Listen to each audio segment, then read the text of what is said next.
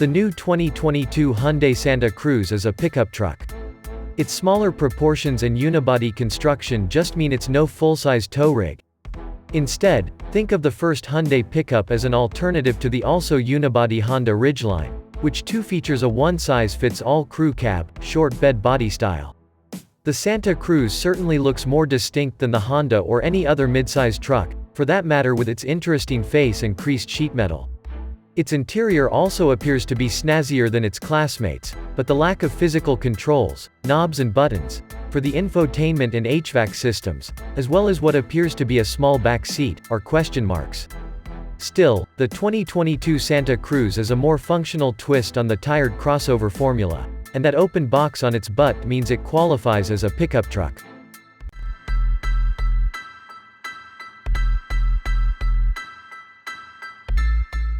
Hyundai's first pickup truck, the 2022 Santa Cruz, will come in 4 trim levels, 6 exterior colors, and with a choice of 2 available engines. Although we still don't know how much it will cost, a configurator tool on Hyundai's website provides some information on the 4 trims: SE, SEL, SEL Premium, and Limited, and what's available for each model. Exterior colors include Ice White, Phantom Black, Hampton Gray, Sage Gray, Blue Stone, and Desert Sand. So far we've only seen the Santa Cruz's black interior color scheme, but a light-colored interior is also likely to be offered.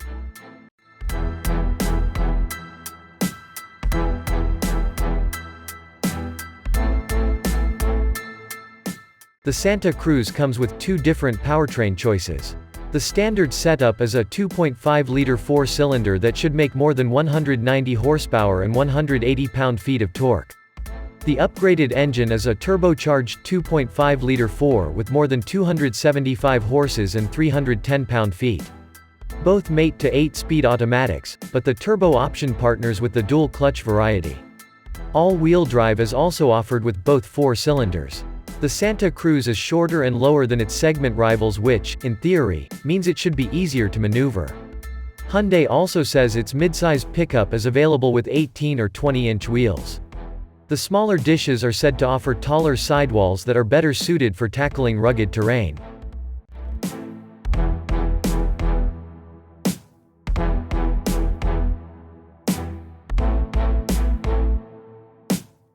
The interior of 2022 Santa Cruz looks like it could have one of the nicest cabins among midsize pickups.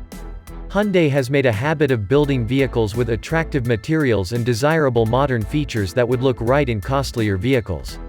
It's the first truck in its class to offer a fully digital gauge cluster, and we appreciate that it has a traditional shifter on the center console instead of a finicky rotary knob or push-button setup.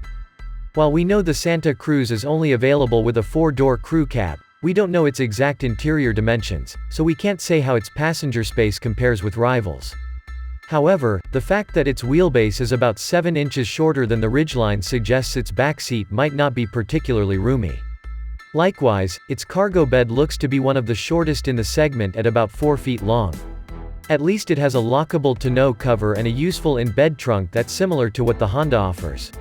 As standard, the Santa Cruz is equipped with an 8.0-inch infotainment touchscreen that includes wireless Apple CarPlay and Android Auto. A 10.3-inch touchscreen is available, but you have to plug in for those phone connectivity features. There's also a snazzy 10.0-inch digital gauge display on higher-end trims, while more entry-level ones make do with a smaller display between analog gauges. Premium technology features include a wireless charging pad and Bose premium audio system. Hyundai's digital key system allows vehicle functions to be controlled by an app, letting you lock and unlock the doors, monitor the vehicle's status, and even start the engine all from your phone.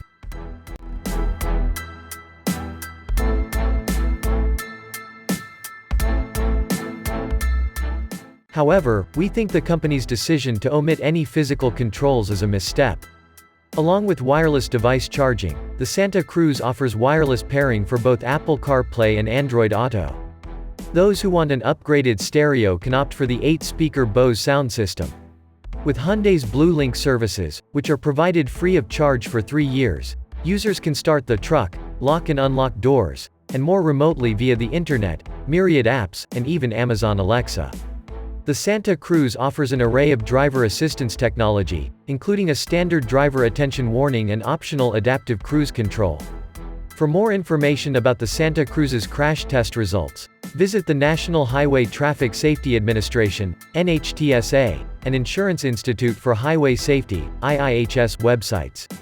Key safety features include standard forward collision warning and automated emergency braking, standard lane departure warning and lane keeping assist, available blind spot monitor and rear cross traffic alert.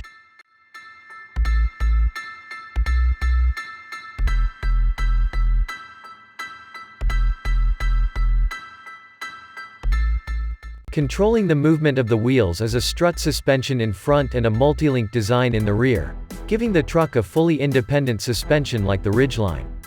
The rear suspension is equipped with standard self-leveling shock absorbers to keep the truck level even when there's weight in the bed or a trailer on the hitch.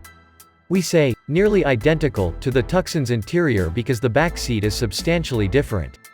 Not just with the seats folding up as mentioned, but it's smaller, as well. To make space for the bed, Hyundai had to move the rear seat forward, chopping 4.8 inches of rear seat legroom. The good news is, an average 5'9" adult can still sit in the back with a couple of inches between their knees and the front seat if someone of the same height is driving.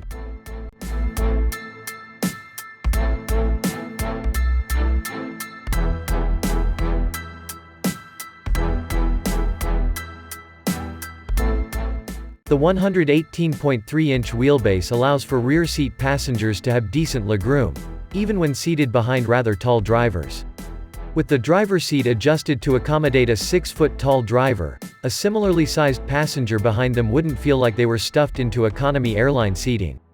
There won't be any room for reclining, but the rear seating position ensures that the D-pillar is far enough back to keep out of the peripheral view of back seat passengers.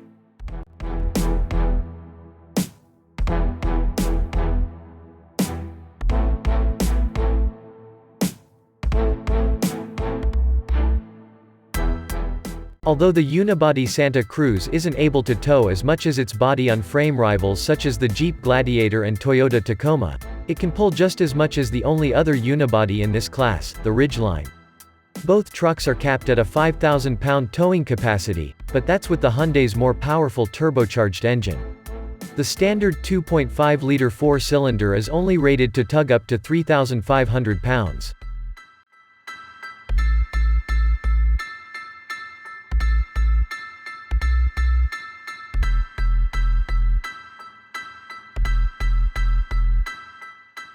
The bed is also 4 feet wide, designed specifically to be wide enough to carry home sheets of plywood from the big box store. That plywood rests on molded-in ledges above the wheel wells, and the tailgate can be adjusted to a half-open position level with the ledges to support the end of the plywood hanging out the back. There are also 2 molded-in pockets designed to lay 2x6 boards across the bed and cover them with a 4-foot square piece of plywood to make a 2-level bed.